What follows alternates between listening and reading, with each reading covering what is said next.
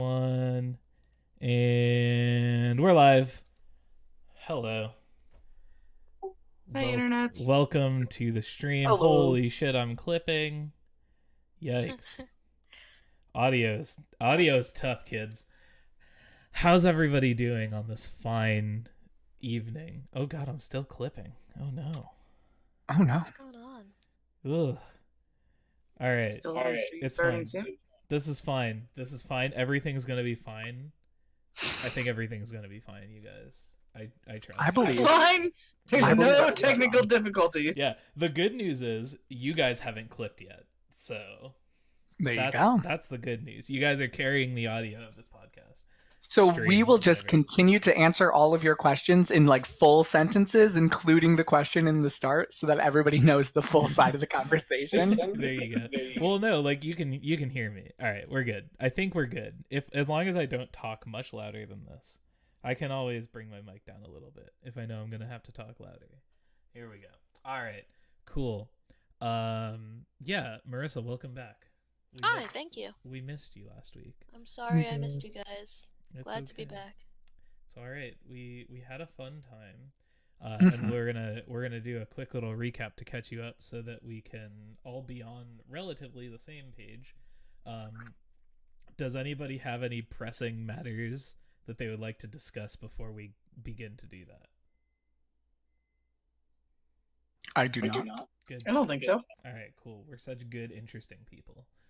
All right. So Quality content. Quality indeed.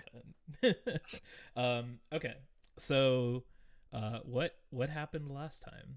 Who wants to get into it? What did happen Last thing I remember is we got out of the monastery, The cream. Yeah. and Yep. that's all I Yeah. remember. Yeah. So, last We had escaped from the crematorium basement or what have you. Right. Bellwether and- crematorium. Yeah. And then we went into like a downtime where we tried to lower some heat on us, and that didn't go well because Echo was the only one who tried, and Echo is not really built for lowering heat. Sorry. I mean, No. I did I could have tried to help, but No, I did that's my okay. most valiant attempt, but it No. wasn't good enough. I'm not good at words and convincing. It's all good. So we have some kind of is it a complication? No, it's something else. There's another term for it. Entanglements. An entanglement. Which was the last sort of like bit of my tutorial bits. Yeah. So I'll just recap real quick for Marissa and then to refresh the two of you guys. So at the end of every score, a thing that happens that will happen at the end of every score that hasn't yet until now is I do an entanglement roll. So what that means is that there's a table that I roll on based on the amount of heat that you guys have, and some sort of like narrative thing happens like as a result of that. So this is like to represent like all of the like deals and friendships and relationships that y'all have outside of like when we see your characters on screen type thing. Okay. So I rolled an entanglement for this most recent score, and I will for every subsequent score. And the entanglement that you guys got was demonic notice. And so Eric, would you like to take it from there? Because you were the subject of the demonic notice. My old school BFF, my homegirl from Eruvia, Sitara, is a straight up demoness, and I'm like aware of that. We're good friends already. Like, she minds her horns, I mind my holy water. We're good friends. She visited me in my dreams, and she was like, hey, there's this thing that you need to get for me. And I was like, girl, you know I got you, whatever you want. Girl, what a frappuccino? I got a clicky card. What do you need?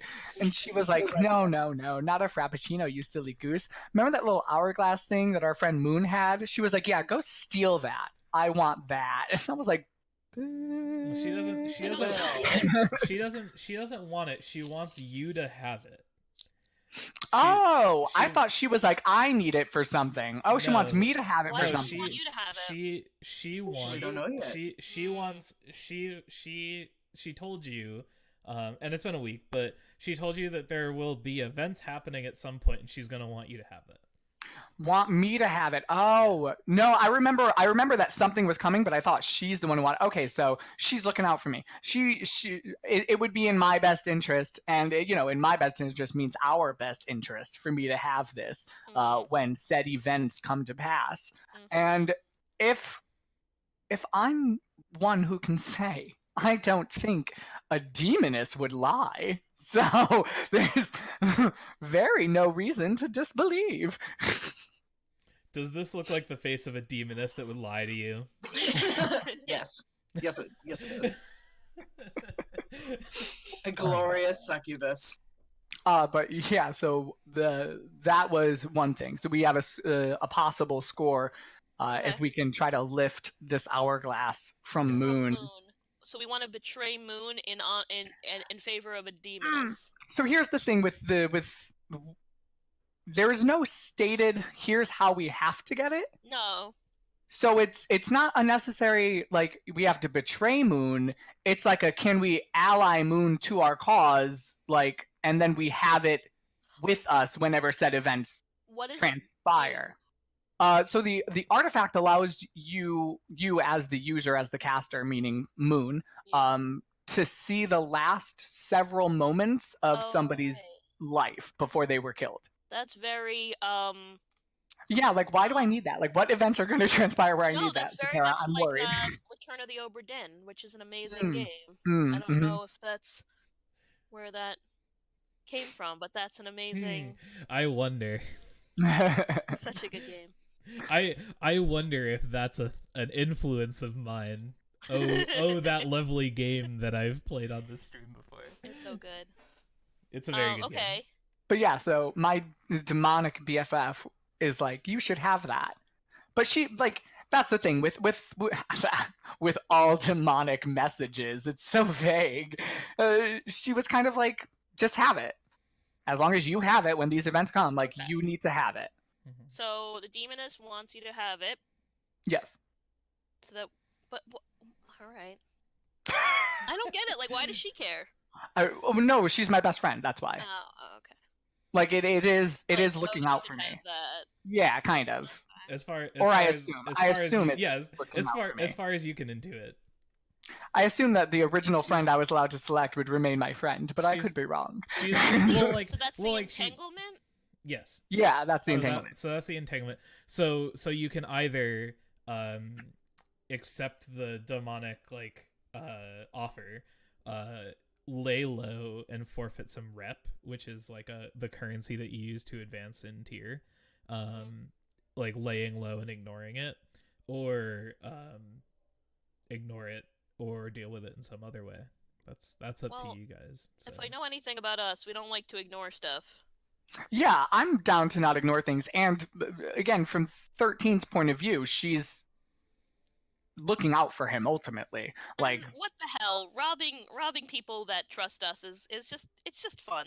It's just, I feel like if there was a symbol for our team, it would be backstabbing someone. So a good old fashioned. Well, like technically, you guys haven't backstabbed You haven't really betrayed anybody yet. Yeah, yet. You haven't done anything. And it's not in my best interest to betray people. Nor any of ours at this point, I think. Yeah. So the other thing that you guys got from like finishing that last score was the information that Moon was looking for, because remember Moon was looking to use that artifact on Rorik, and that's right. And basically, like you guys found out that Rorik, who is the leader of the Crows, was in fact killed by his sister in a power grab. His sister, who's currently the head of the Crows. Now his sister was the woman. Was his sister the woman who was in the car outside of the crematorium? Potentially. You do not know that for sure, but potentially. Probably. that Fairly was likely. that was the woman in the vision, actually. Yeah, so I guess you would know that Okay. yes, that's who That that was her. was. Okay, Yeah. cool. So that's the other thing that you like learned, and Moon like thanked you for that and is taking that information back to the Red Sashes to Cool. use in whatever way they see fit. Cool. And So my thought being, oh, Scrat. nah, good. I was just gonna say my thought being not like now Moon kind of owes us because we were all working together, but now at least we have a like foundational like repartee with him or Yeah. whatever. So he An might ally of some kind. right, he might be inclined to help us, and then it's not like we have to go lift an artifact that this guy probably spent a crap ton of time to get off Yeah. of his person. Like we could pull Just him ask in. for it. Right, we could pull him in and be like, here's the deal, like, da-da-da, I happen to have a friend who happens to be a demoness, and she's like, hey, having this artifact in the times to come would be good. What's the likelihood that Moon would want to be part of our crew and hang out like Costa does?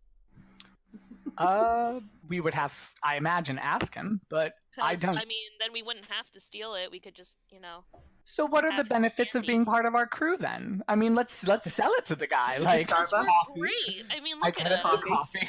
Yeah. Starbucks. Coffee.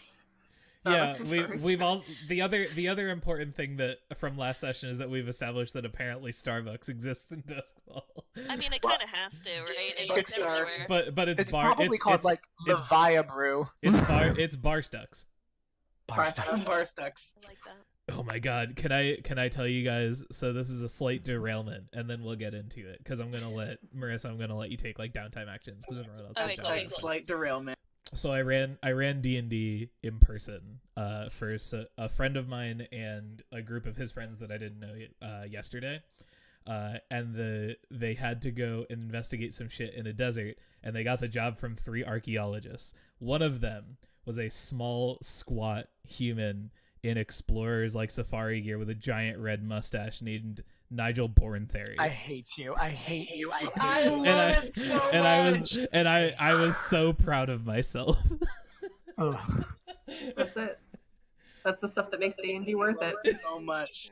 I've got to tell you, that's the way to do it. As a GM, for anybody out there listening, make names that are funny already. Because if you try to make a serious name, your players are just going to make fun of it. Yeah. Like, just make funny names to go from the get. That's so true. They're gonna make fun of it. Like, Can we do a whole episode of Discussions and Dragons about naming NPCs? About naming NPCs. That's a good one. Yeah. They're either going to make fun of it or they're not going to care about it whatsoever. Yeah. who's the guy from Waterdeep, Floon Blagmar? Floon or something Blagmar. like that? Hell And yeah. when my DM told me about Floon Blagmar, I'm like, that's not a real name. That's it's not. Do you wanna- Floon? Come on. Do you want to know something funny? So because we're doing Dragon Heist, that's the other show that we do on Thursdays. And when Plug it away. I first introduced Floon Blagmar, of course everyone was like, "Oh my god, this name is ridiculous."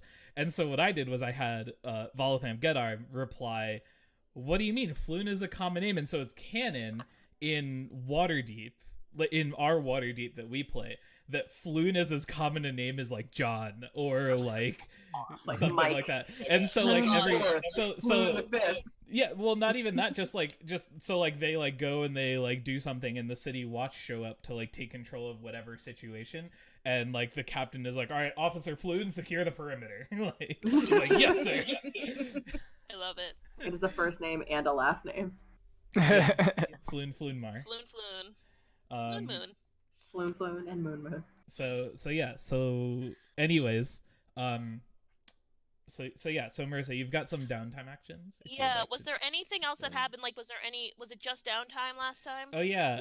Oh. Simone, do you want to fill her in about your contact and your Ooh. project and all of that stuff? And then my Oh. contact after that. Yeah, we'll just So did we'll you go. watch any of last week? I didn't get a chance to. So the illusion that I've been setting up of like Crow can't sleep and Crow doesn't want to sleep, and so the culmination of that is he's been dead once before, and so he doesn't want to fall asleep because that's all he thinks about, and he basically like will PTSD out. So the person that killed him is an old sentinel that he used to know because he used to be military. So the Sentinel killed him. That's why Crow can't sleep. And so what I wanted to do on my downtime is I wanted as a long-term action to go and find her. And I crit. So I immediately found her. So now we're setting. Walked by and did that. Oh Double my take. God! Wait, yeah, that you? that like almost imperceptible eyebrow twitch. It's a fun moment if you go back and watch the episode. It's very anime. Okay, cool. Yeah, I did like the quarter scene. The half where you screen just see with 2 eyes looking at each other. So now I have a long-term plan project that we are going to find her, and I want to kill her. But what I have now hooked up with 13 to do is I want her to experience my death that she caused me. So 13 and I are going to try to go and get the hourglass to use on her. Cool. Yes. Awesome. Am I do I know I can use that on her? No. Am I hoping I can? Certainly, because I think Crow might go ballistic and kill me. And then I'll figure it out and use it on you somehow. In the immortal words of Matthew Mercer, you can certainly try. You can certainly try. So, and then Echo sent a message with Costas to travel back to Tykeros to basically summon my contact. We don't know who he is yet, but I basically sent a message saying, hey, we have a place for you to stay. We have work for you, possibly in the future, and you'll be safe here. Cool. Yeah, so that's more or less everything that happened last time. That being said, when we got to when right, and a dragon pops up. So what would you like to do? You want to take a couple of downtime actions? Oh yes, I would greatly like that because I am hella stressed right now. That's what I figured. When everyone went to go do downtime, I was like, Undertow's like, I'll see you all later. Yeah. And Undertow went to go get laid. Fuck right on off. That's just basically what I do. Yeah, I need to reduce stress. Mm-hmm. I do that the way that Undertow likes to roll. I don't know how much I should talk about it, or if I should just roll for it so that we could get to the actual score of the game. Up to you. Whatever you want to do. I can just... What is this? Is this an Indulge Vice roll? Sure is. Okay, cool. Mm-hmm. Smash that Indulge Vice button. Okay. 4. So what is that? So you relieve 4 stress. Okay, sweet. Come on. How do I... Here, just click down 4. So you're at 3 now. I don't know how to reduce. Oh, there it is. There Yeah, you click one past it. I did it for you. I got you. I got you. Just clicking. So you click. So you were up to here. So yes. you have to minus the 4, and so like you would have 3, or you would have 4 left actually. So then you click on 4. Yeah. And it okay, highlights them. So you have 4 stress left. Wait, why does it say 5 still? Because I can't count. That's fair. All right. And what happens if I overindulge? I forget. What happens if you overindulge? I'll tell you. You get kicked out of nice parties. In just a second. There's rules for this. Yeah. There's a handy little table. There is. If you overindulge, you can either, and you guys, oh man, this is perfect. You guys actually will know what this means now. You attract trouble, which means that you roll an additional entanglement for you. Mm-hmm. We know what those are. You brag about your exploits, which generates 2 heat. Your vice become tapped. Your current vice purveyor cuts you off, and you find a new source for your vice. Or, and I think this is the most hilarious one, you become lost. You play you go off on a bender, and you play another character for a certain amount of sessions before your character comes back. Oh my god, that's hilarious. Because I still have 4. Mm-hmm. And what else? I'm sorry, I can't remember. What else can I do on my downtime? You can indulge Start a in your long-term hobbies. project. You can train, Reduce which heat. gives you 1 experience. You can reduce heat on the party. You can. Do we need that? I think so. That's a. I mean, like, I'll just go ahead and tell you that you're currently at 1, 2, 3, 7. You're Six. at 6. We're at a lot of heat. You're at 6 heat. It is up. Six out of 9. We're almost at Nice. 5 GTA stars. Nice. I mean, I can certainly try to reduce heat for us all if that will help. The other 2 things you can do is you can either work on a long-term or start or work on a long-term project, or acquire an asset. So, I don't really know what kind of long-term project I would want to do.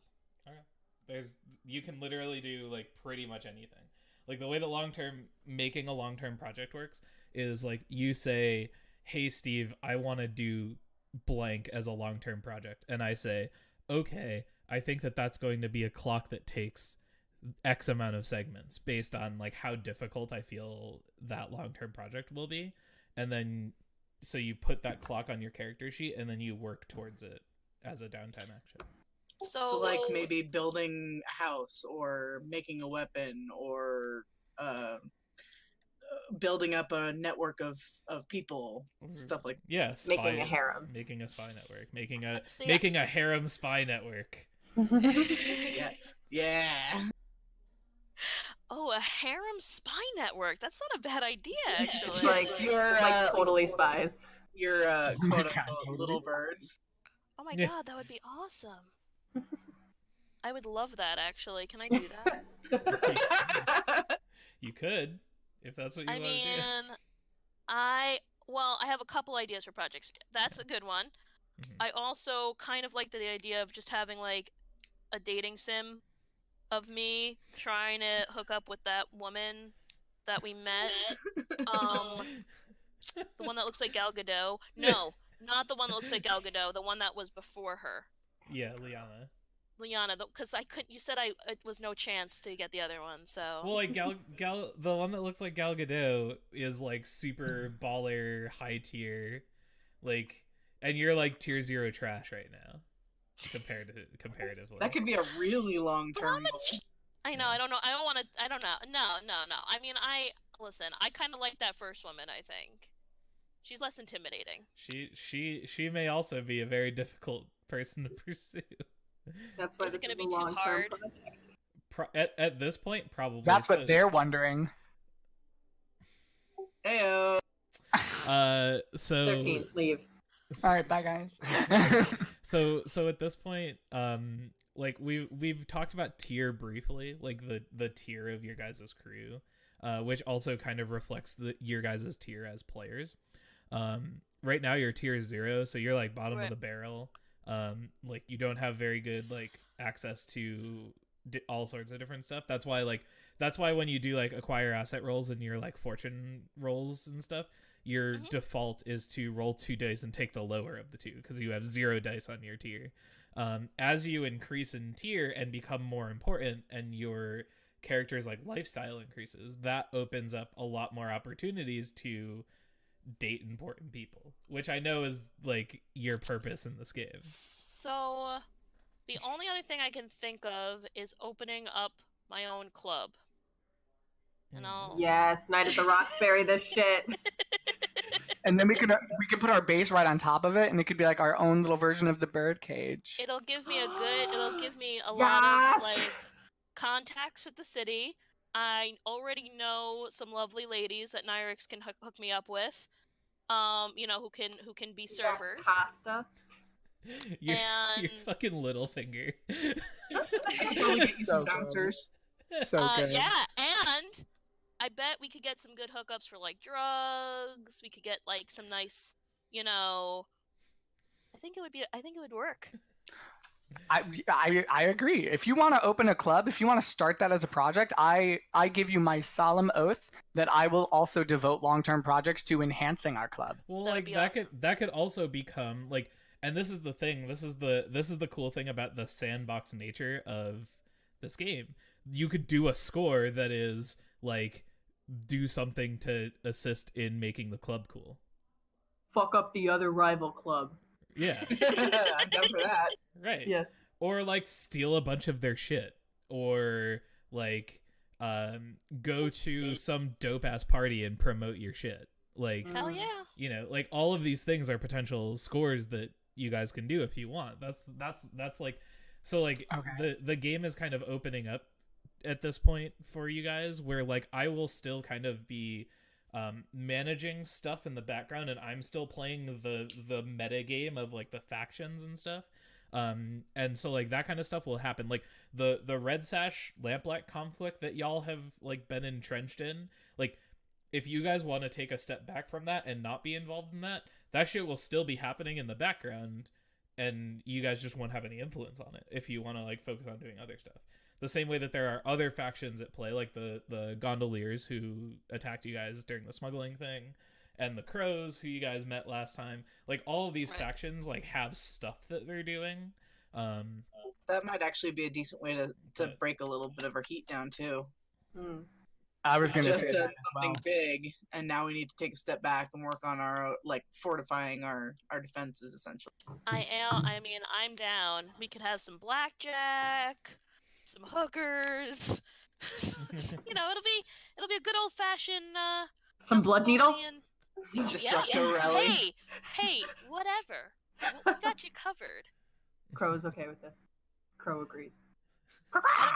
I don't know the first thing about opening up a club, but I'm gonna figure it out. So do you want to? Is that the long-term project that you want to start? Is figure out how to open a club? Yeah. All right. We could even maybe have some like bare knuckle boxing. I don't know, just stuff that's violent. And some just turn it fights. into turn it into like you guys just become your own vice purveyors. or we acquire people who know what they're doing, so that way we can indulge. Or like not even that, just Undertow becomes all of your vice purveyors. Crow is just in the back room, like Tony Montana style. Like, just syringes fucking everywhere. He's just like, say hello to my little friend, and like just fucking Gerald comes out of nowhere. Yes, I think I would like to do that as long as everyone is cool with that. Yeah, I like it. I like it a lot. You can do long-term projects regardless of what your friends want to do. So. Oh, I know, but like I want to make sure everyone's on board. But I appreciate your asking for consent. That's an important. Well, I know it would probably be being like a human. you guys would all be like hanging out in the clubhouse or whatever, or on the ship, and I'd just be like, so, what do you guys think about opening up a club? I was gonna say opening a club is it's such a risky business. Of course you'd come to us. You'd be like, guys, I want to go into this venture. We'd be like, you know what? We're with you 100%. There's no toxic relationships here. No. Not all yet. supportive. Not yet. Just wait till we're all overindulged or whatever, and just what happens? We become lost, but we all get replaced with like really shitty body doubles for the next few episodes. What happens when Undertow becomes everyone's vice purveyor, and then everyone overindulges, and your vice becomes tapped, and you lose Undertow as a vice purveyor? How would that work? I imagine that's just the club getting shut down, or Undertow sells it. Undertow's like, this is too much. Right. Just catches on fire. So if you want to start a long-term project, I will show you how. On your character sheet, above where your notes are, you see the little part that says clocks. Little part that it's says... like a little gray box. Hold on, above where my notes are. Yeah, I'm looking at it. Yes, I see clocks. All right, you click on the little plus button. Yep. And I'm gonna call it, so to gather information and gather like all the necessary information to like begin the process of acquiring a building and all of that kind of stuff, to learn about all of that shit, I'll call it a 6-part clock. Okay. So do I get any benefit from knowing Nyrix or anything like that, because she's already been around? if you wanted to talk to her about it, you could. I mean, I probably would. so- She's kind of my friend. So you could also go to where it says clock name and click on it, and you can rename it. So you can call it like research about figuring out how clubs work or something. Research how to make club. How Opening a club for dummies. how does club? How does club go? I'm gonna write how does club go. How does why is club? Why is club? How is club? I'll give Who you one better. is- Why is Gamora? I've Okay, been- cool. So I did that. What do I get? What do I do? Nothing. So now you, because you're starting it, you get to work on it. So Sweet. the way that working on a long-term project works, you pick a skill the same way that you would, and you tell me how you're using that skill. Sure. To do whatever, and then you roll, and then based on your result, I tell you how many segments of the clock you tick. Neat. All right. Well, So my what would you like to roll? first roll, I'm definitely rolling for consort because I just need to ask. I would probably go and just talk to Nyrix, Yeah.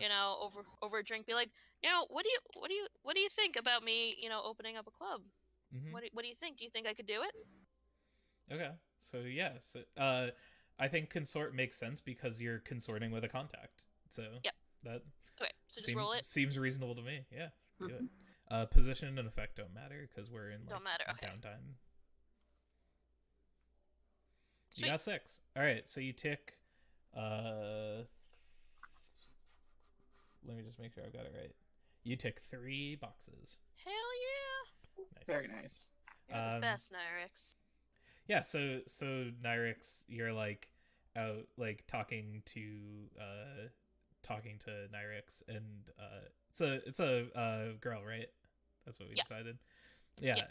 And she I forget if I gave her a voice. No, I think last time you didn't, but feel free to if you want to be creative. No, she just says she says I mean it's definitely not an easy venture, but I mean if I know anything about you, it's that you're very persistent.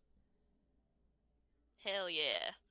Wait, was that a compliment? I think it was I'm gonna take it as a compliment. Thank you. Yeah, you can take it however you want.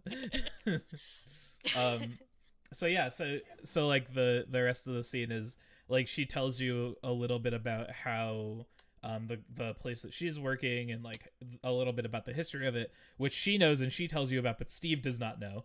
So, but she gives you 3 ticks worth of information. So Sweet. she clearly is very knowledgeable. This isn't her first time having to start a club and do all that, or talk about it to people. She's very well versed. Neat. So that's your dose downtime actions. Sounds good. Nice. Yeah. So does anybody have any strong feelings one way or the other about what y'all want to do? Because the other thing, the one thing that we have kind of left to do of our tutorial is making Set up the crew. making Make a the crew, so we can make the crew.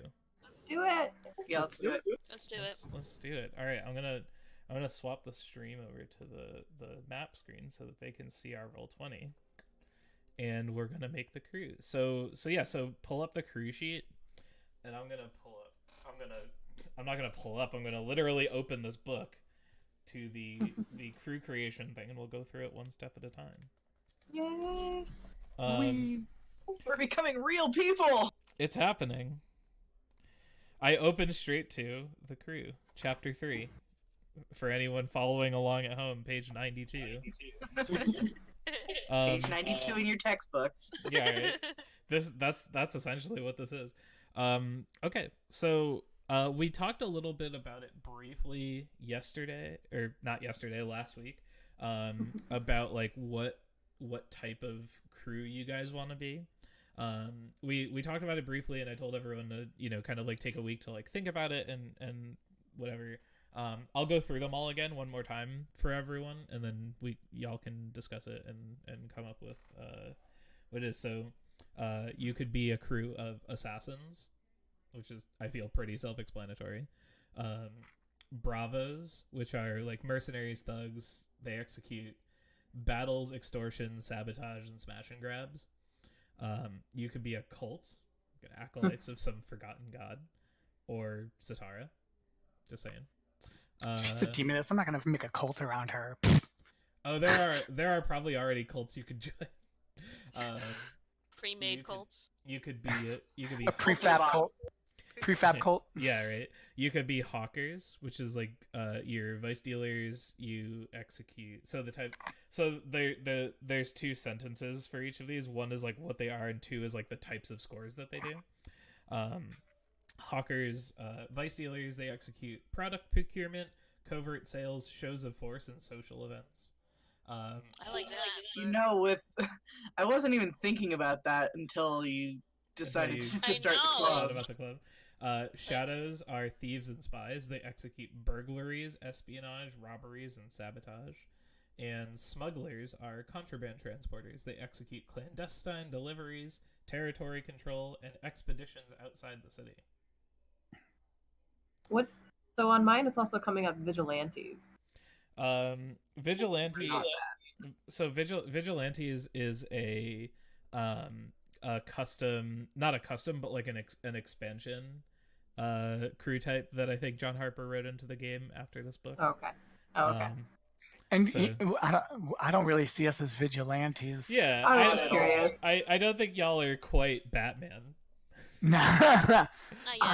Though that would be a really fun campaign to run, where like the whole crew is based around like one of the PCs like is Batman and like is a vigilante, and the rest of the crew are like the supporting cast. So like one of you is like the one person's like Gordon. Yeah, one person's like Alfred, one person That'd is kind of Alfred, badass. one person is like Oracle, and that's like a spider.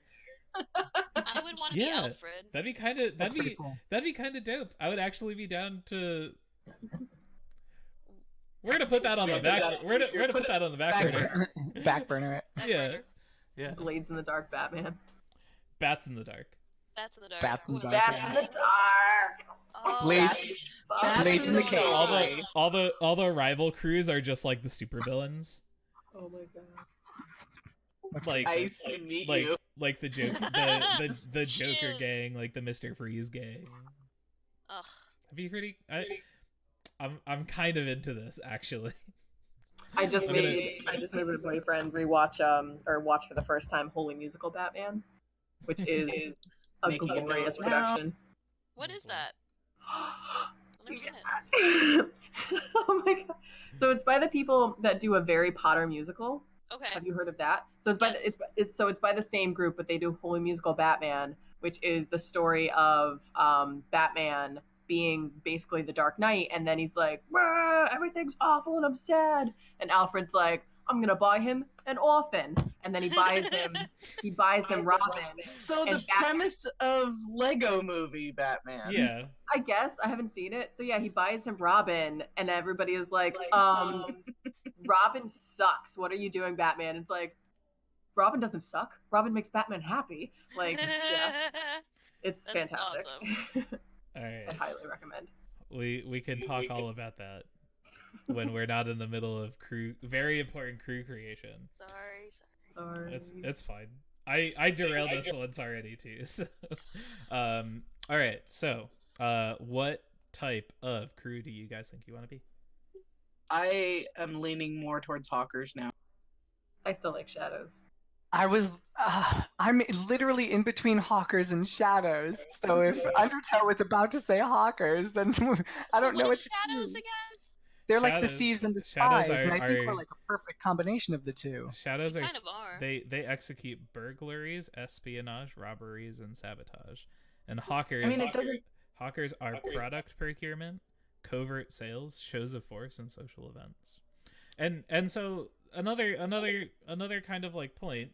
Just because you are like one type of crew, just because you're Hawkers, doesn't mean you can't like do shadow related shit, right? Like you Exactly. can like That's what I was just gonna say. like what type of crew you are just influences like your like what your layer and your turf is going to look like, and also like what your abilities are. And you know what? If we start off as hawkers and then like create like a subdivision of shadow, Sure, multi-class, it's like fine. that works perfectly. Got like it. the hawkers are the ones who should have the shadows underneath them because the hawkers draw the attention away. It's a good plan. It's a good plan. Well, that's for the next Blades in the Dark campaign that Eric is gonna run, that I'm gonna play in. That's going to be the offshoot, the spin-off series of this campaign, The spin-off game. where we play shadows. It's gonna be the Frasier. It's gonna be the Frasier, the Frasier of the Blades in the Dark. Yep. So we're hawkers.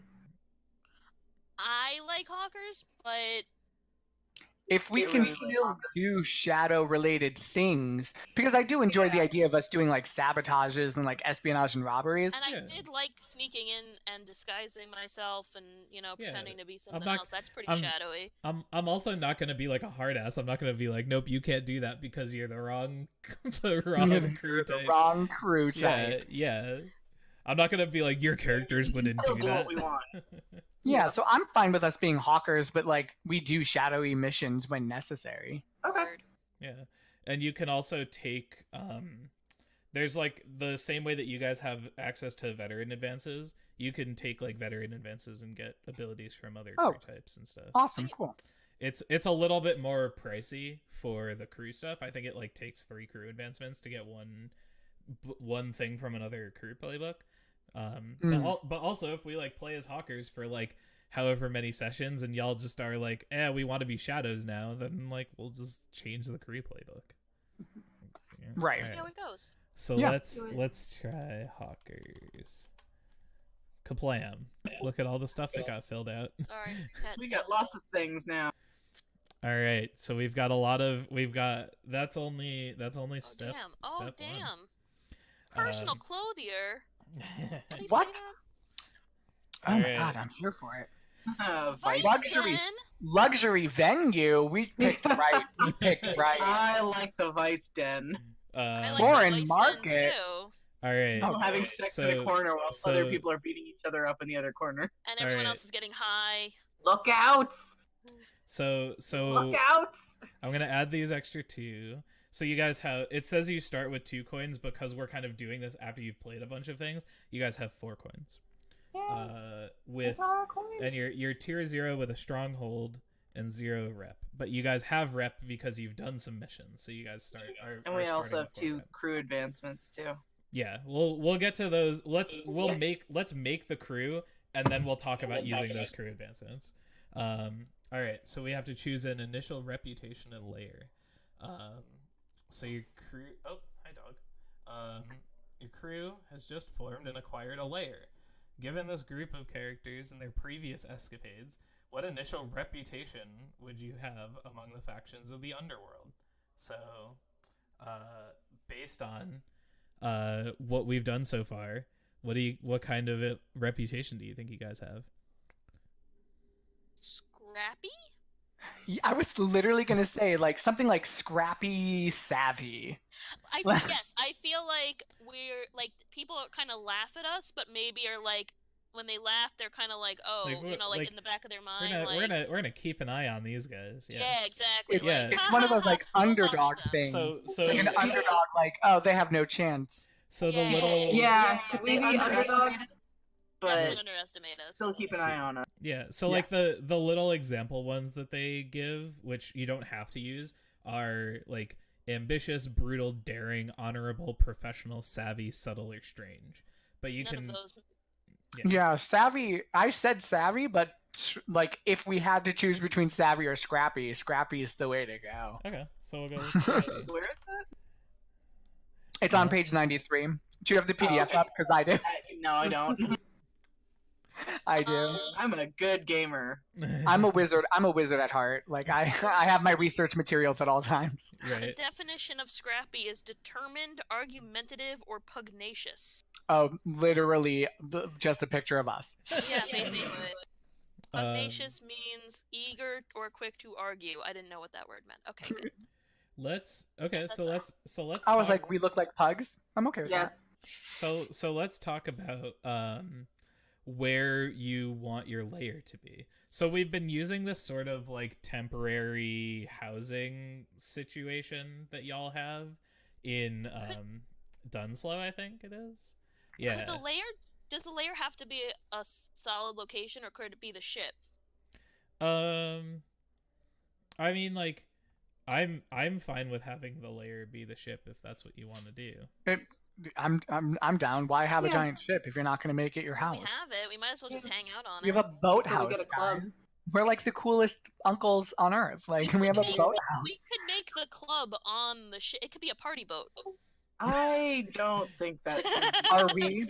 Stop it right now. I mean, Are we inventing having a Blades in the Dark Carnival cruises? Because I'm 100% behind God. That's so much fun. Void Sea I cruise lines.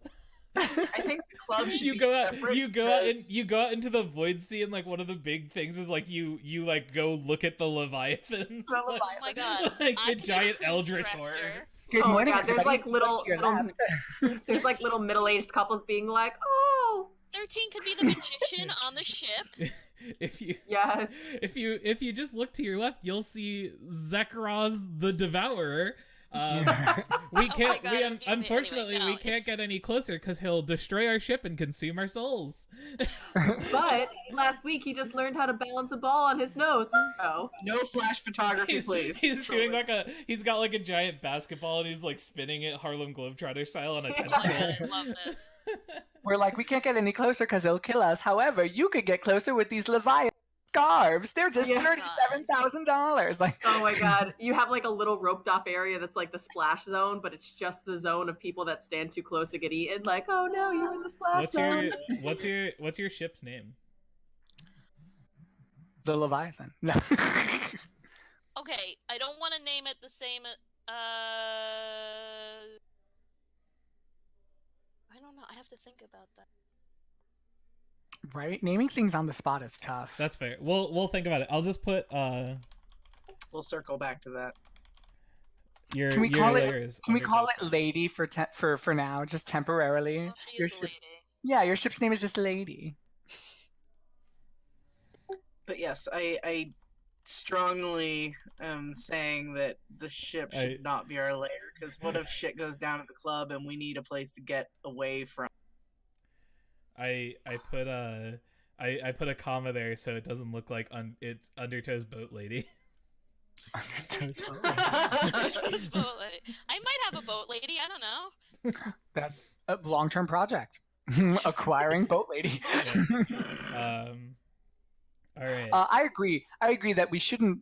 I think right now, temporarily, we can have the boat be the base, but I think ultimately, I was dead serious that the club should be the base when we have the club going, because who would like, think we to could- check our we could- business? We could have it be like you guys can do like a score to like acquire a rundown like abandoned building, and then that can be your layer, and you guys can like work to fix it up or something. That's a possibility. But for now, so what the other thing we've got to do is look at the map of Duskfall, which we conveniently have up in Roll20, and we have to decide what area your layer is in, like what place. So I know you're on a boat, and since you're on a boat, you're mobile. But like part of the mechanic of having a layer is that it's got to be based out of a. Like, where's our dock? Oh, well, So- so why don't we do the boat / a warehouse? Because that makes it like the warehouse could be a physical location for the base, and it would make sense with the boat. Okay, so I mean, some place that would be like if we go to the docks, we could have No. a warehouse. Oh and yeah, that's yeah. a place where a boat would be inconspicuous. Oh, that's so true. We could go there and keep it and hide there. I think that might not be a bad idea. It might be a little it might be a little too metropolitan. Like once our boat starts to be like recognizable, we wouldn't want to be in such a public. Well, that's what I'm asking. Like, I'm wondering, like, where's the least Yeah, conspicuous place for our ship? Dunslow is where we were I don't think our ship originally. is very conspicuous already. It isn't. It isn't. Exactly. Right, right. Like, I just don't want. Yeah, it isn't. So I think it's going to blend in kind of regardless. Like we're not flying a flag. It kind of looks like every other Just ship. any other ship. We don't yeah. we don't have super noticeable damage. Like Right. the only thing that is different is the name, and names could easily be. I don't know. Is it bad luck to change the name of a boat? Is that a thing? I don't know. But yeah. I don't know. This is also a like fucking fantasy world that we're playing in our heads, so it doesn't. But if there's no realism, Eric, all of my arguments about D&D. I know. So, old campaigns we would have, people would just start fighting, like just start arguing, like over character minutia, and I would just be like, guys, this is imaginary. These are pieces of paper. We have dice. This is a pretend. Yeah, exactly. That's what anytime anyone like calls me on that when I'm GMing and someone's like, actually, fall speed from that speed would only result in X amount of damage because we're terminal and I'll just be like, nope, fuck you. All right, you take an extra d6 of fall damage. Exactly. Yeah. Oh, weird. There's a ball and chain just attached to your ankle. Wow. Look at that. Let your science explain that, nerd. No. A fucking wizard like pops out of nowhere and increases gravity for just you. I think your ship should be fine if we decide to do like a dock, like a row of warehouses on a simple dock. Yeah, like the cheap ones at the end. Yeah. They kind of have like a fishy smell, but we're like, Yeah. Just put a bunch of Febreze. Like those little outlets, Glade plugins. Yeah. It's like the old Febreze commercials or the Glade ones where we were blindfolded. We're like, it smells like a morning meadow. Yeah. Yeah. And it's like your husband just threw up on your couch. It's like we stuffed your head inside a giraffe's anus. Like they're like, it smells like Cinnabon. Specific there. All right. So. Yes, finding a rundown warehouse for the club to be our lair. One thing I'm thinking of, if we're the Blackwing Caravan, should our ship be called the Nevermore? Oh, I love that. Oh, but that was a raven. That's up to you. Well, yeah, but I don't know. Do you know that? So you know how like a flock of crows is called a murder of crows? Do you know what a flock? Yeah. Do you know what a flock of crows is called? An unkindness of crows. I was gonna say, because we only have one crow on the ship, we could be the attempted murder. That's awesome. That's very good. That's awesome.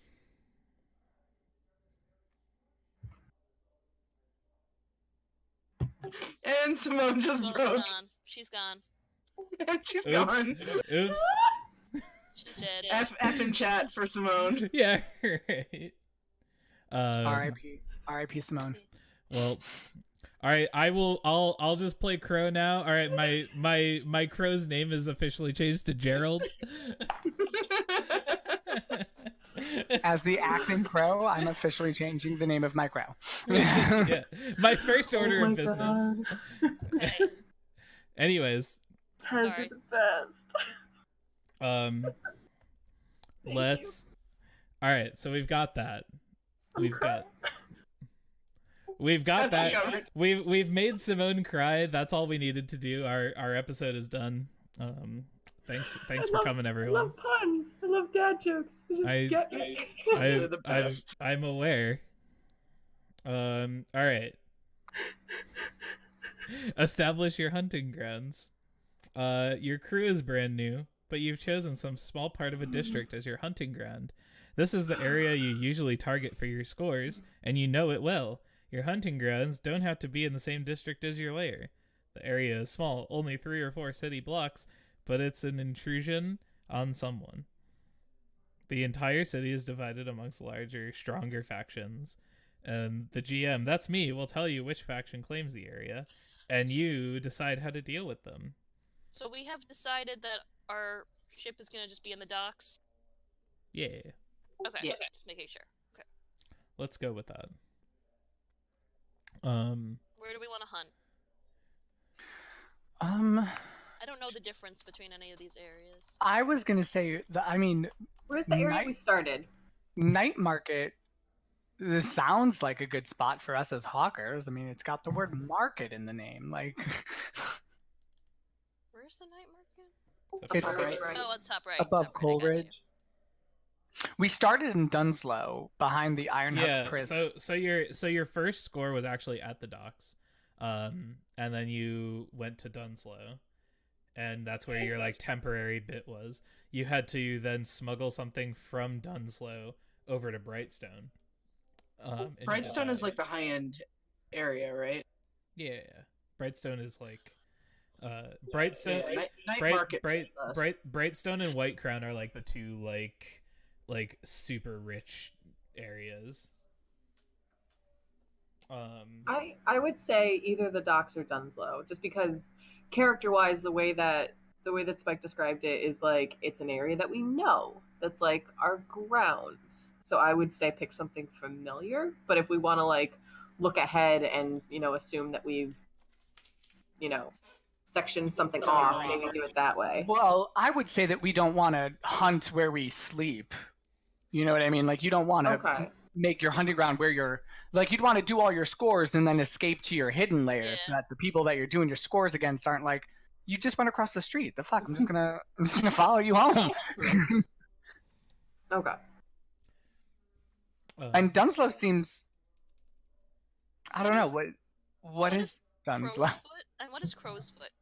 Crow's Foot is the area that both the Red Sashes and the Lamplocks are like vying for various amounts of control over, where the majority of the stake of that land is run by the Crows, which is why it's called Crow's Foot. That's why it's called the Crow's Foot. Gotcha. But yeah, it's like a kind of like Crow's Foot. It's like a gang war zone. We don't want to. Yeah, We don't want yeah. to step into that, do we? Yeah, Not Crow's now, Foot. right now, Crow's, anyway. Crowsfoot's having a bit of a moment right now.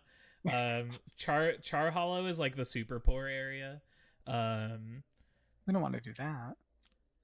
Dunslow is like it's. Well, I mean, it's Dunslow is like right next to the prison, so it is like there's like a lot of that kind of. When you say hunting ground, though, what does that exactly mean? It is the area where you usually target for your scores, and you know it well. Basically, That's why I was thinking basically- night market. Basically, I it's think like- night market would work. Basically, it's like it works like a ranger's favorite terrain. You like get a Right. bonus if you like Okay. do stuff there. Oh, okay. It doesn't mean that that's the only place where you can ever do stuff. And you like, especially as hawkers, like one of the things that you kind of will be doing is expanding your territory Yeah. as you like take over more corners and stuff. This is like if you've ever seen The Wire, like this is like the gangs in The Wire. It's all about like vying for like street corners and stuff like that. So my vote is on night market to start with, at least. But I do think if we eventually not take over, look at me. If eventually we spread ourselves out Infiltrate. the docks area as well, we could get more ships. I'm just throwing that out there. Or like the sound of that. Have a Alright. fleet. So We could Okay. have a fleet. So you have like a small area night market. We don't have to drop the like actual exact place on the map or anything like Yeah, that. that's fine. So Who's currently in night market? Like, who are we contending with?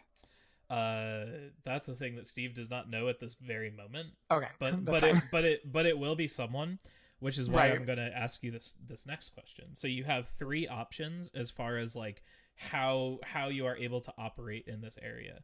You can either pay them off, which is you give them one coin in exchange for giving you room to work.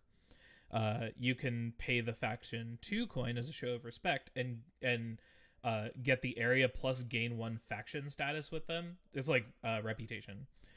Yeah. Or you can keep your money and take -1 status with that faction, which is like you're just like encroaching on their territory but not paying them off. Do we have coin?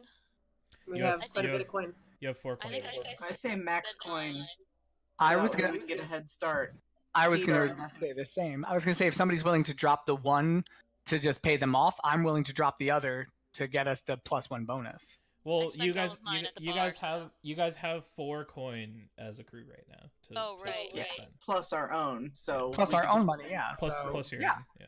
I'm fine with spending 2 out of the crew, and Okay. then getting that +1 bonus because we're still tier 0, but if we have like an ally who's a higher tier, we can go through them for other scores. You know what I mean? Why make Right enemies? on. Let's No, do but it. you gotta make friends. You gotta make friends. You get more friends with honey.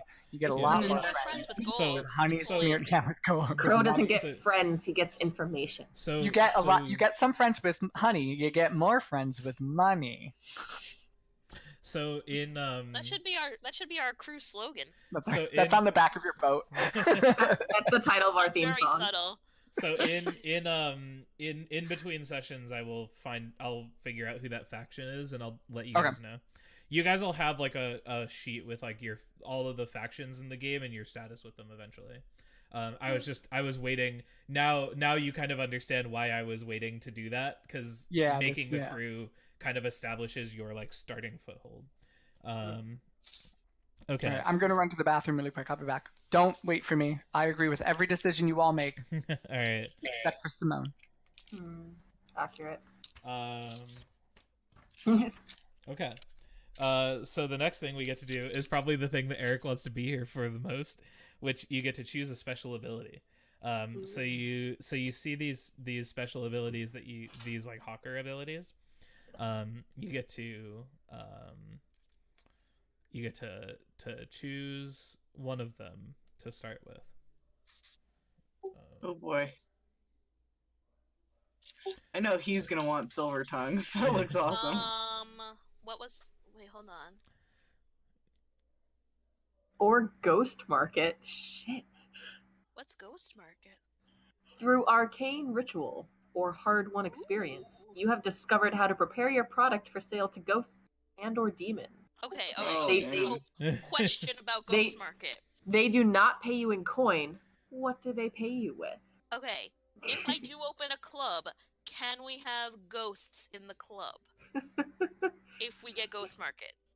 I mean, you can like that's 'Cause like that's- another thing that's like another like project or score or something is like getting. Oh, okay. getting So to it that won't point, yeah. automatically. They won't automatically come to the club if we take Ghost Market. Probably not. Damn it. But it's the Ghosts in same. the club. It's the same way that like people aren't automatically going to start coming to your club as soon as you. Yes, they will. You have to That'd be establish it, great. and then you have to do a foot campaign. You have to have a strong social media presence and garner get eyes on the product. You know, marketing.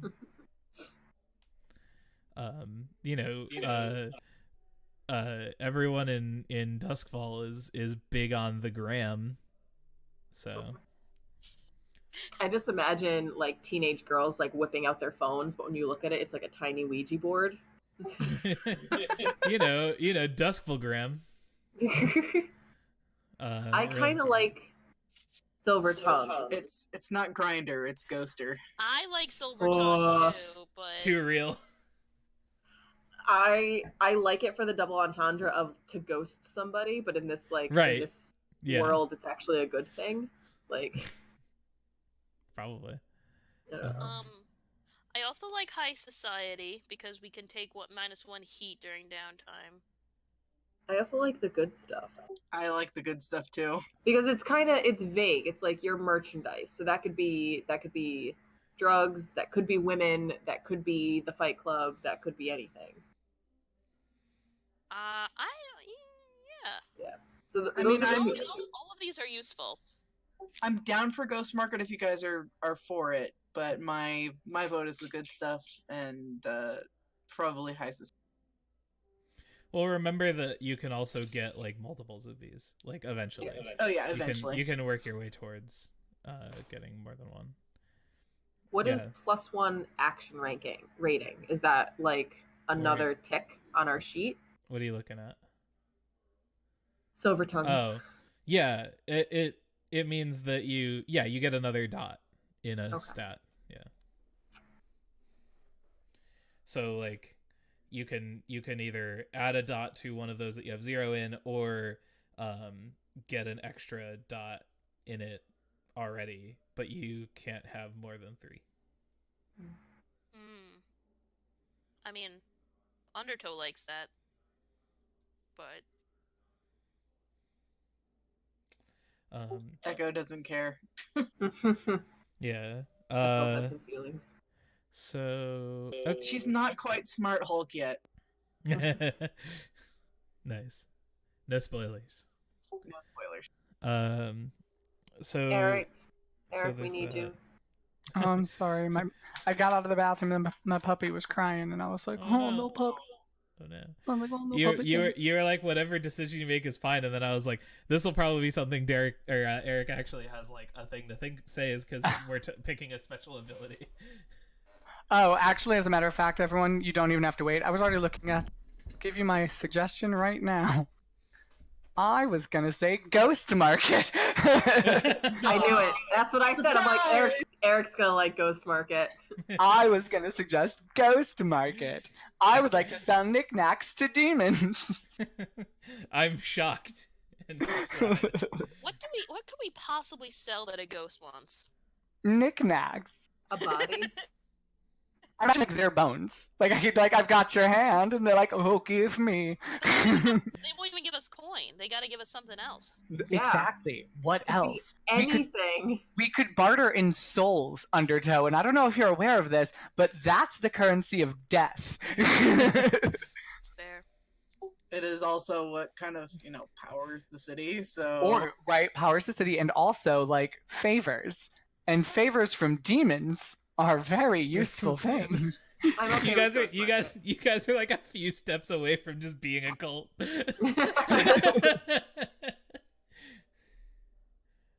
I'm okay with Ghost Market. Sure. Yeah. Because we have some backups for the next one. Yeah. Oh, so what were the other suggestions? I shouldn't just steamroll. The good stuff or silver. Yeah. But also, Ooh. Hooked would be really funny if I ended up becoming the purveyor of everyone's vices. Yeah. And everybody came to you. Well, and savage, unreliable, or wild flaw. So that is when you eventually start recruiting cohorts. So you start recruiting like underlings, and when you do, then we get to start picking those because the way that when you recruit underlings, you like buy them basically, and you pick like one negative thing and one positive thing about them, kind of thing. So they can be like super powerful but like savage, and sometimes they like go too far and they do too much damage. Gotcha. You're like, go rough up that guy who's like on our corner, and they come back and they're like, sorry boss, we killed him. So just a question, as hawkers, what exactly, I mean maybe we haven't decided this yet, but what exactly are we hawking? Like, what do we sell? Anything you want. Well, so it's not just what we sell. We're also like club promoters, and we're people who like when somebody's if somebody's like, oh, I don't like how these guys think they can just walk all over our territory. Can you go show them what's what? We're like show of force guys. We're like, hey buddy, look, we've got a parade here. Sure, I just wondered if we have a ghost market, like what are we actually like it's very specifically like we are selling a product. Oh, I don't think we have to specifically think of a particular item that we're selling. Okay. Yeah, not like right now at least. Yeah. Okay. Yeah. It's like stuff we can But sell here. looking at the other ones, I definitely agree that Silver Tongues is a need. We'll have to get that because that's the one that lets us metagame and optimizing. Talking now, hi. That's the one that's going to let us add that extra dot to those skills. Eric's like, let me just put on my power gamer hat real Hold quick. on. Those are all skills I have like nothing in, so that's why it looks good to me. Right, Silver Tongues yeah. one, it might be good as it might be good as a first ability just to get us so that we can be more chatty. I was thinking as that. a group. Now, does this allow us to all immediately take one in that? Or is that just saying that when we get an additional one, we can then add it to that? No, that's the benefit. Like it's a one. Oh, we immediately get it. You pick it and you immediately get a one-time action dot in one of those things. It's like getting a free. It's like essentially a free level up. I would Now, say. Is that the only way to get to 3? No, you can get to 3 right now through leveling up. You can't get to 4 yet. Getting to 4 is a Four is the one. a Okay. mastery thing. Yeah. Gotcha. I agree with Undertow saying that let's take Silver Tongues now because that's an immediate bonus, and then as we build up, because Ghost First Love is a Market, I long agree. term. Yeah. Yeah. Okay. Yep, Yeah. I agree 100%. Silver Tongues first, Ghost All right. Market. So we'll go Silver Tongue. So everyone can pick either Command, Consort, or Sway. Just one. And you can, on your character sheet, add an action dot to one of those. All right. Let's see.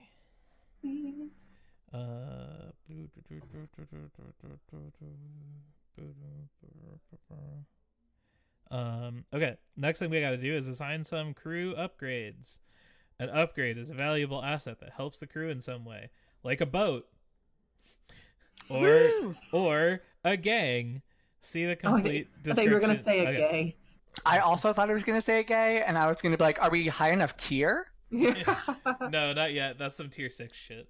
Because gays are important, damn it. I wholeheartedly agree. Yeah, so there's a bunch of crew houses, or a bunch of crew upgrades here, which we'll go into in a sec. So you have two pre-selected upgrades. So if you look under like crew upgrades, which is right under the word hawkers, you'll see that you have Secure and resolve. Secure and resolve, exactly. So what that means, so secure layer means that your layer has locks, alarms, and traps to thwart intruders. The second upgrade of it, so you can take 2 ranks in it, improves the defenses to include arcane measures that'll work against spirits. Nice. Ooh. Oh, nice. So that's that. And then this training here means that since you have resolve ticked, anytime you train a resolve skill, you train for 2 experience instead of 1 experience. Nice. That's awesome. Yeah. Like So, anyone? Yeah. So whenever you like take a Yes. downtime action to train, you do that. That's Echo, awesome. you're gonna We get mad and- experience. And is that for anything that we train in, or is it Just- specifically resolve? Just resolve. Okay. You can Just you wanted can to- you can get crew upgrades to check off like insight and prowess, that sort of stuff. Yeah. Okay. I see what you're saying. Okay. Got you. Yeah. And Oh, then that's so cool. this so while we're here, while we're in the vicinity, you see this mastery thing that takes 4 upgrades. Yep. This is how you get 4 dots in things. Okay. So your crew has access to master level training. You advance your PC's action ratings to 4 until you unlock this upgrade. PC action ratings are capped at 3. This costs 4 upgrade boxes to unlock. So mastery, so like being able to get 4 dots in a thing, allows you to. That's what like gets you the that's what that is, right. but it costs 4 crew upgrades, so it's like a lot of experience to unlock it. That makes sense because we should be a much higher level and have done a lot more before we can max out. that level. Like I can, speaking from personal experience, once you get to the point where you can start putting 4 dots in things, like you start succeeding a lot. Right. Like you just kind of start crashing it. So that's, so you've got those 2 upgrades. You get to add 2 additional upgrades to your crew, so you'll have a total of 4 upgrades when you start. You can choose from the specific crew upgrades that are available to your crew type, or the general upgrades on the crew sheet. So these ones here in the gray are the like specific Hawker specific ones, and then the general ones are down here. Oh wow, Hawker's composed is crazy. I've like never read all the Hawker skills before. Composed is kind of nutty. +1 stress box. And you can So get we it can up. take You one can get extra stress. and you can get it 3 times, so you can have 3 extra stress boxes. Hell That's kind of dope. Wow. So We are some meditating bitches. So here's the thing about the 2 additional upgrades. One faction helped you get the upgrade. They like you, and you get +1 status with them. And at your option, you can spend 1 coin to repay their kindness and take +2 status with them instead. And then one other faction was screwed over when you got an upgrade. So basically, like you get these 2 upgrades, and one of them is like people saying that I'm pretty sure, by the way, the people who like you are going to be the Red Sashes, because they liked you enough to hire you. Yeah. And the faction that was screwed over when you get an upgrade, I'm pretty sure it's going to be the Lamplacks. Yeah. Because I'm happy with that. Yeah, it's a feeling. because that all kind of tracks. So you can spend a coin to repay their kindness and take +2 status with them instead. And then the faction that you screw over, you take -2 status, or you can spend 1 coin to mollify and take -1 with them instead. So do you guys have any thoughts about that? I would say we should save our coin to reduce the negative instead of increase the positive. Yeah, I agree with that. I'm down for that. So you want to do just the +1 and the -1? Yeah. Does that work for everyone? Yep.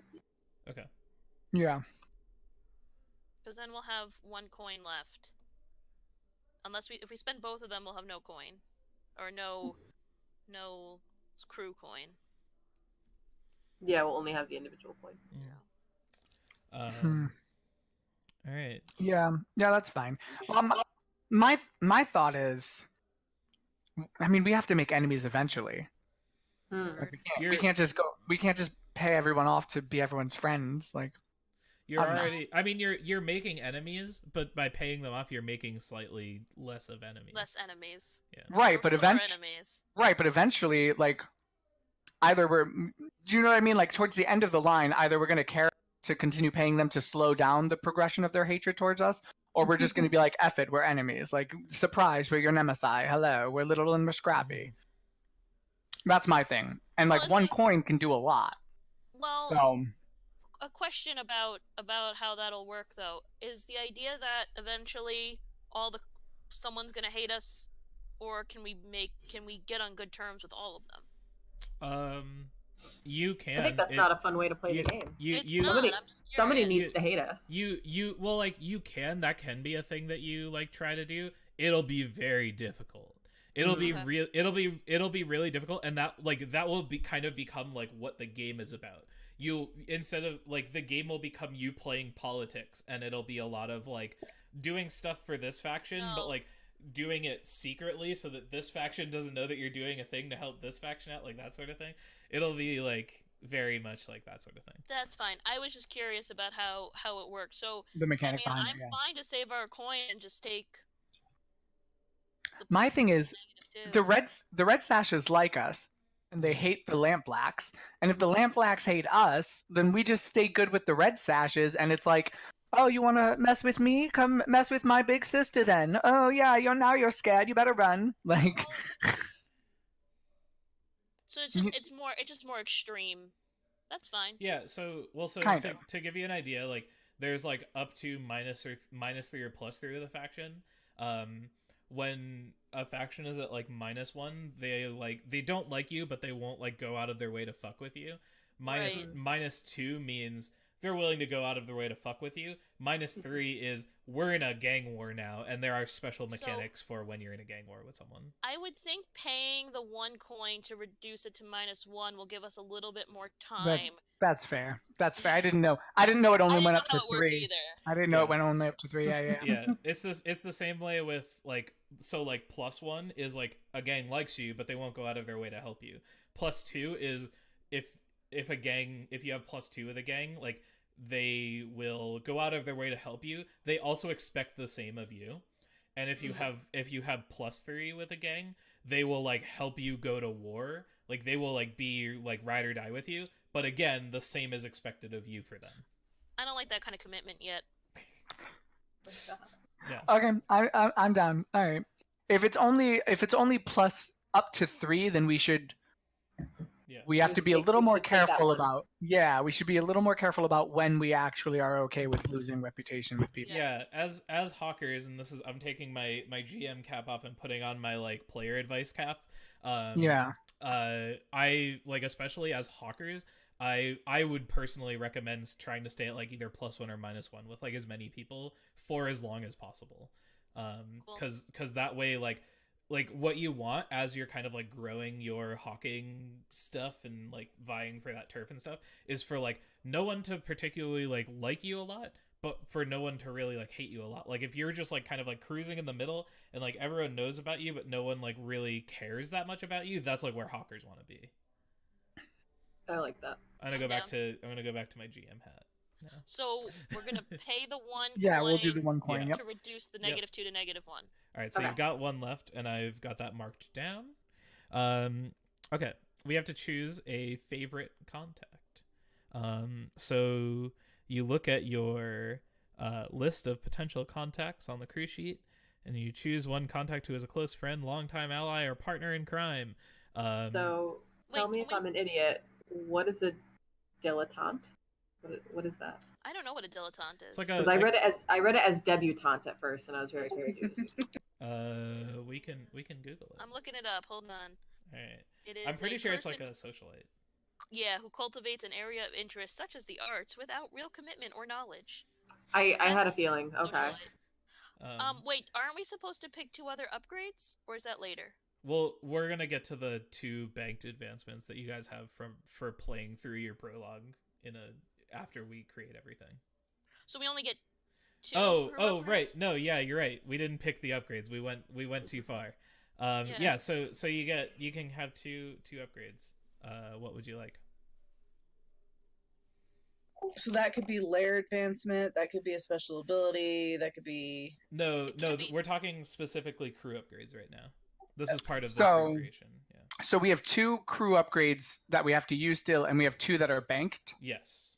Guys, Okay. what if we dump them all into mastery? Yes. Think it out. It's the hardest one to get. We could just springboard into having it.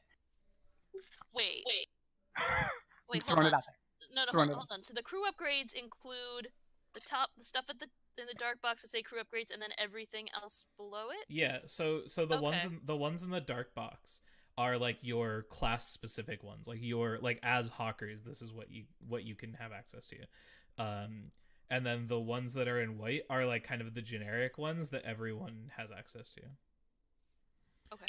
I pull back my pitch, actually. None of us are close enough to get all 4 dots in something, so it'd be a waste to drop all of them into mastery. I say we put 2 in it now, so that when we're ready to get all 4, it's easier to attain. I like That's my that. pitch. I like That's that. my pitch. 2 in Prepping there? ahead. 2 in mastery. 2 in the stink. Yikes. Before we do that, I don't know what all of these other things are, though.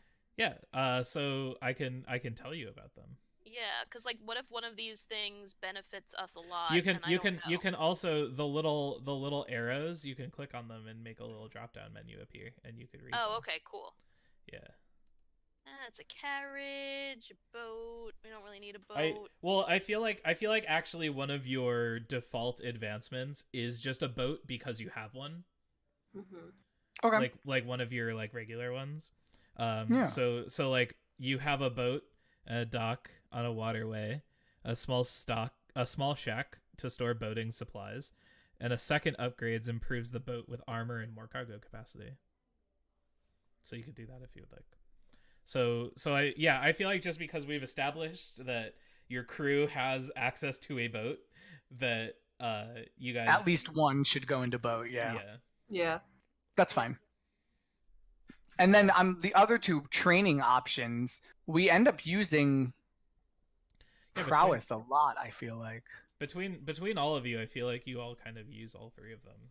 That's Yeah. true. Yeah. So. Because I'm mostly at the top. Yeah. Prowess is nice. And then 1 carried item is concealed and has no load. I mean, we can also do compose, so we get extra stress, but I don't know. Have any of us had any what's it called yet? Where you're Yep. getting overstressed? Echo did, yeah. Echo did. What happened to you? What did you I became become? cold. Oh, I you don't feel care cold? about feelings anymore. Oh, see, that sounds fun. I think Oh, I don't want to lose oh. all my stress. Guys, actually, we might want to think about throwing appoint into quarters, because that gives our layer sleeping quarters for us. And without that, we all have to sleep somewhere else, and it causes us to be more vulnerable. And if we're sleeping in our layer, we already have the secure upgrade, so I our like layer that. is like double secure, and that's like where that. our I'm rooms happy. are. I'm happy to take quarters. Okay. Okay. So boat, quarters, and 2 in mastery. Quarters. I Well, clicked it, so I'm these are no, that's fine.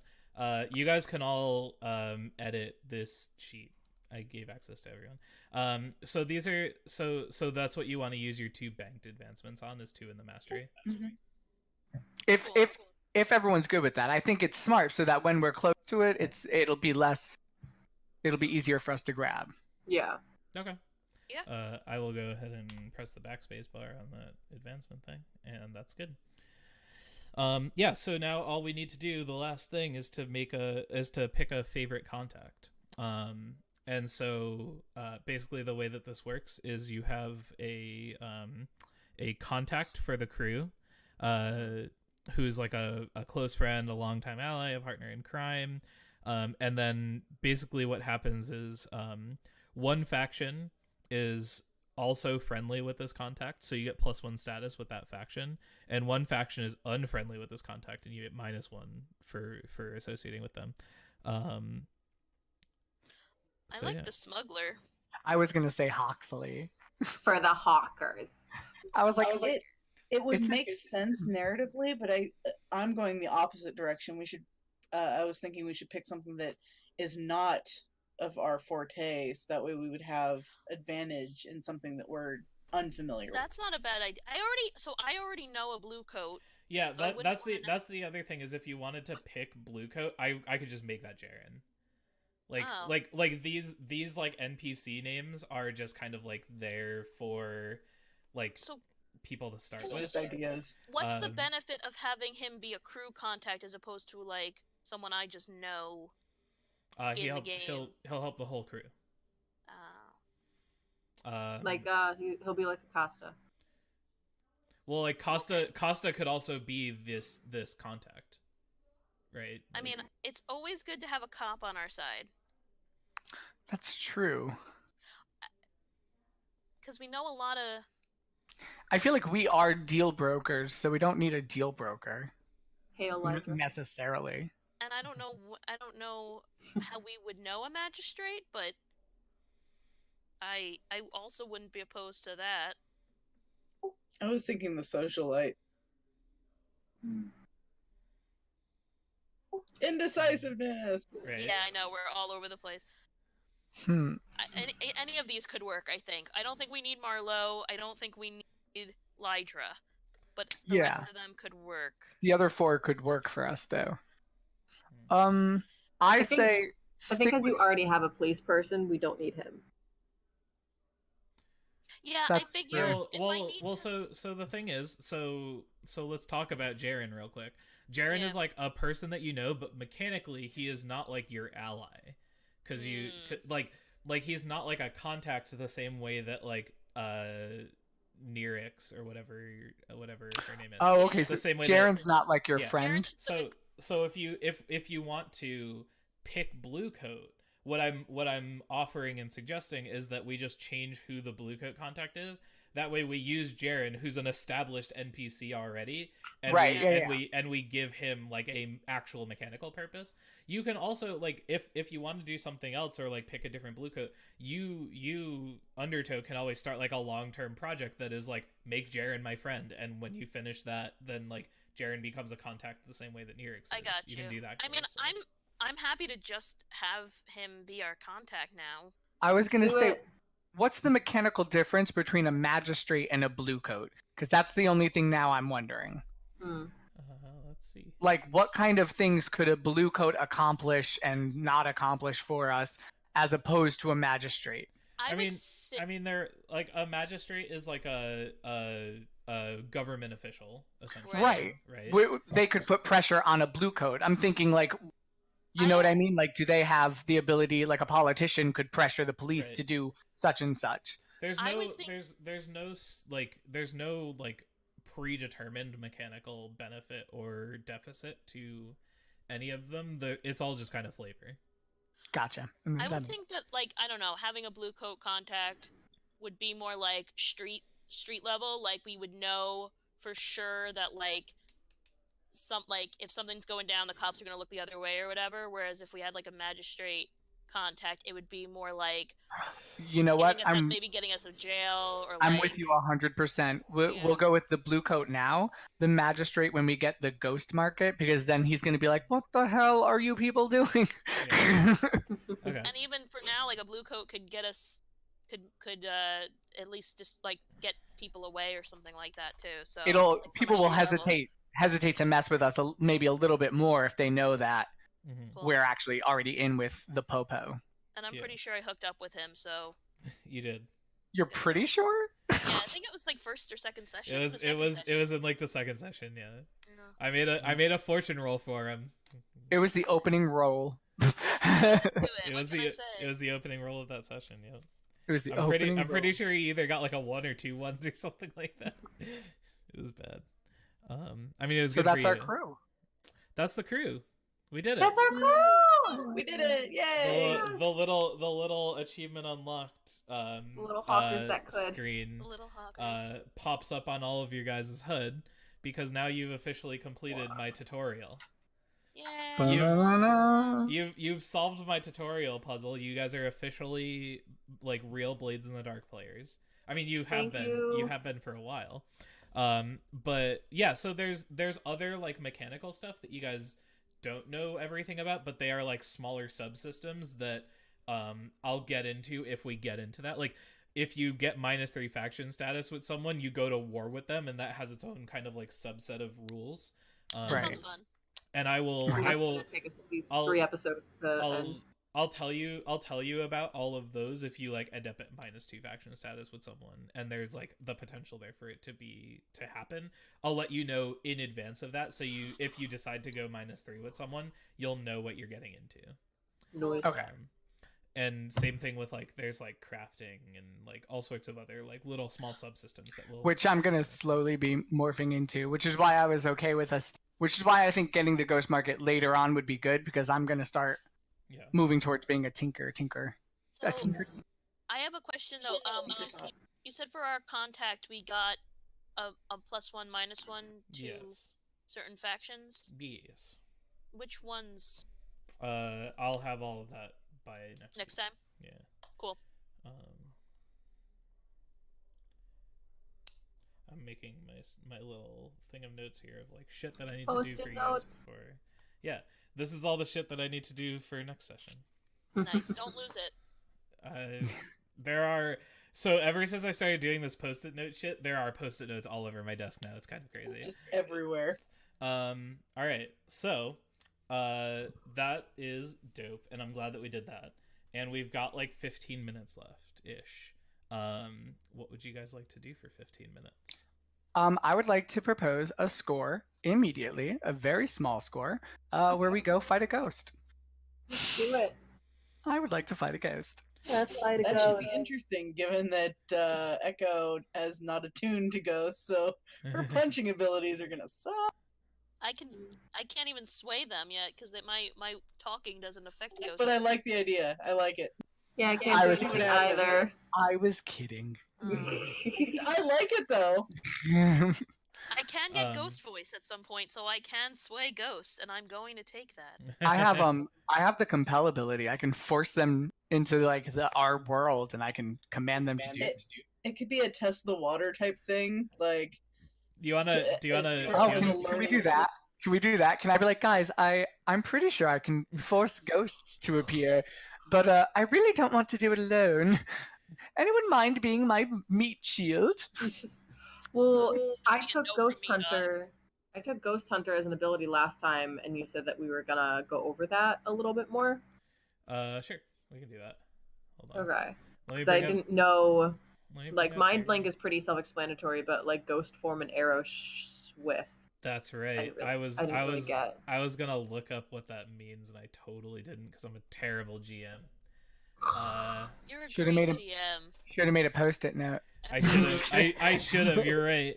Hold on. I'm gonna go in the Steve and I have heated debates about our prep styles because I use OneNote, which syncs to all of my devices. So I always know. Oh my god. It's the way to go. Paid promotion. Oh my god, Microsoft, if you're listening. Yeah, we'll take some sponsorship, Microsoft. Today's my OneDrive is full. All right, today's fake sponsor. Yeah, Microsoft. We're just throwing money most away. Companies don't give you another option. Oh gosh. Yeah, because unless you're Apple, that's all you got. That's all you got. Or unless you're my company and you use like freeware or like open source stuff because we don't want to pay for certain. No, never mind. I'm not gonna. Yeah. I'm still running off of Microsoft Word 2010. So. Oh. Or Google Drive because fuck Microsoft. Google Drive. That's true. It's just not as well organized. I love OneNote. I use Google Drive for everything. I have been a big Google Drive proponent as well. Yeah. All right, hold on. I'm looking up Ghost Hunter in the book. So your hunting pet is imbued with spiritual energy. It gains potency when tracking and fighting the supernatural, and gains an arcane ability, Ghost Form, Mind Link, or Arrow Swift. Take this ability and choose an additional arcane ability for your pet. So your pet functions as a cohort. This ability gives them potency against supernatural targets and arcane ability of yourself. Ghost Form allows the pet to transform. Here, we found it. Allows the pet to transform into ectoplasmic vapor as if it were a spirit. Mind Link allows the pet and hunter to share their senses through telepathy. Arrow Swift allows the pet to move extremely quickly, outpacing any other creature or vehicle. Huh. Neat. I found it. Pretend I looked that up in between sessions and told you about it. Got it. So are we going to go fight a ghost? I say I've already got like overalls on. I have like gloves.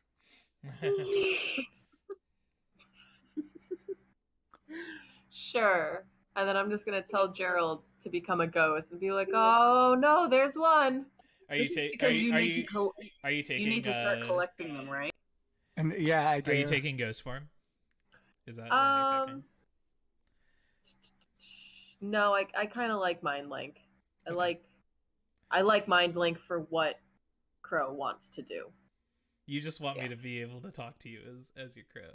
Oh yeah, you said that you were gonna. That's why I wanted you to take Mind Link so that I could talk to you as a Crow. Well, it seems at this point more pertinent for everything. So yeah, I guess fucking Chimney Gerald the Crow gets a voice. Okay. Let's we'll get to that. We'll get to that. Okay, yeah. We'll get to that.